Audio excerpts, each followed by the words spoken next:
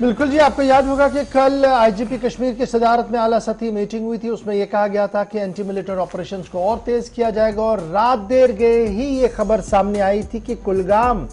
के पारीवन गांव के अंदर मिलिटेंटों और फोर्सेस के बीच झड़प शुरू हुई थी और रात देर गए तक गुलिस्तान न्यूज आपको इस पूरे मामले पर अपडेट करता रहा, टीवी पर भी, सोशल मीडिया के जरिए भी। लेकिन अब जो बड़ी खबर सामने आई है कुलगाम एनकाउंटर के हवाले से, जो हतमी खबर सामने आ रही है वो ये है कि एक जैश मोहम्मद मिलिटेंट नामी तंजीम का ममनुआ मिलिटेंट जो है वो मारा गया है। और इस ऑपरेशन के दौरान जहां आर्मी के 3 जवानों के जख्मी होने की इतलात मौसूल हुई है, 2 सिविलियंस भी जख्मी होने की इतला मौसूल हुई है, वहीं पर इस ऑपरेशन के दौरान जम्मू कश्मीर पुलिस के कांस्टेबल की भी शहादत हुई है। कुलगाम में सरेशाम जंगजू और मिलिटेंटों और फोर्सेस के बीच झड़प शुरू हुई है और इस हुर्रेज मार्का आराई के बाद वसी इलाके की नाकाबंदी कर दी गई थी और रात भर वक्फे से इस पूरे इलाके में दहशत थी, गोलियों का तबादला हो रहा था। और सुबह होते होते तस्वीरें आपके सामने हैं कि इस झड़प के दौरान जैश मोहम्मद नामी ममनुआ तंजीम के एक मिलिटेंट कमांडर को मारने की बात सामने रखी जा रही है और इसी ऑपरेशन के दौरान जम्मू कश्मीर पुलिस का जवान भी मारा गया है जो पहले जख्मी था। जख्मी सूरत हाल को देखते हुए उसे अस्पताल मुंतकिल किया गया था, लेकिन जख्मों की ताब न लाकर सीनियर कांस्टेबल रोहित चिप जो है वो जख्मों की ताब न लाकर दम तोड़ बैठा है। तो कुल मिलाकर ऑपरेशन अब इख्तिताम पजीर हो चुका है। इस तरीके की इतलात जो है ग्राउंड जीरो से हमारे पास है। तस्वीरें आपके सामने है कि जिस रिहायशी मकान के अंदर ममनुआ मिलिटेंट छुपे बैठे थे, जिनकी तलाश के लिए ऑपरेशन शुरू किया गया था और लगातार ये कोशिश की गई थी कि वहां से मिलिटेंट बाहर आए और जब ये कोशिश नाकाम हुई, सरेंडर की कोशिश नाकाम हुई, उसके बाद ऑपरेशन वहां पर हुआ है और अब माना जा रहा है कि ऑपरेशन कंप्लीट हो गया है। और इस ऑपरेशन के अंदर फिलहाल जैश मोहम्मद मिलिटेंट नामी तंजीम का एक मिलिटेंट कमांडर जो है वो मारे जाने की इतलात भी मौसूल हो रही है। चलिए सीधा फिदा हुसैन के पास चलेंगे और भी अपडेट्स के लिए। जम्मू से ताल्लुक रखने वाले पुलिस एहलकार की जान चली गई इस एनकाउंटर में। पुलिस की तरफ से ऑफिशियल ट्विटर हैंडल पर इसकी तस्दीक भी रात देर गए कर दी गई थी, लेकिन ऑपरेशन जारी था। और उसके बाद जो अगली तस्वीर भी आप देख रहे हैं एनकाउंटर साइट की, जहां पर ऑपरेशन चला 3 से 4 घंटे तक और बीच में इतला ये भी मौसूल हुई कि यहां पर इवैक्यूएट करने के लिए हेलीकॉप्टर का भी सहारा लिया गया क्योंकि अंधेरा था, एकदम से पता नहीं चल पा रहा था क्या एक या एक से ज्यादा मिलिटेंट इस इलाके के अंदर मौजूद हो सकते हैं और ऑपरेशन काफी मुश्किल माना जा रहा था, जिसके बाद तबाही के कुछ मनाजिर भी यहां पर देखे गए। सिक्योरिटी फोर्सेस को इस साल में आप देखेंगे तो अब तक का या अपनी नौयत का यह पहला इस तरह का केस है, पहला इस तरह का एनकाउंटर है जहां पर तसादुम के दौरान सिक्योरिटी फोर्सेस को नुकसान उठाना पड़ा है। 2013 में इन पहले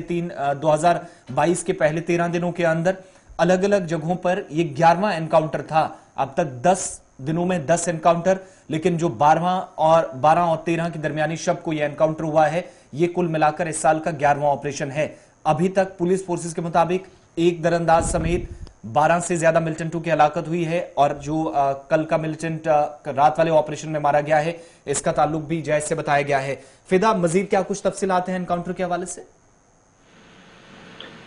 देखिए आसिफ,